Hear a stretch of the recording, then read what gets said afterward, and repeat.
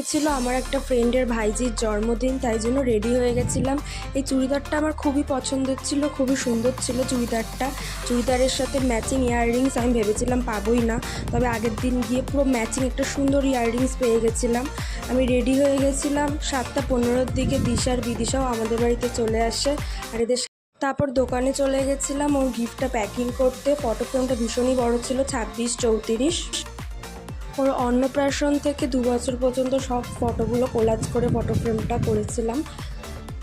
8টার মধ্যে আমরা ওখানে পৌঁছে গেছিলাম। আর এখানে সুন্দর সুন্দর টেডি বিয়ার আর মিকি মাউস এগুলো আমাদের এন্টারটেন করছিল। চারিদিকের ডেকোরেশন খুবই সুন্দর ছিল, কেক কাটার জায়গা বলে সব চারিদিকটাই খুবই সুন্দর ডেকোরেশন করেছিল, শুরু থেকে শেষটাই খুব সুন্দর ছিল।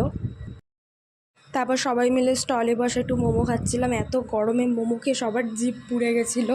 একটু মকটেল খেয়ে নিয়েছিলাম। মকটেল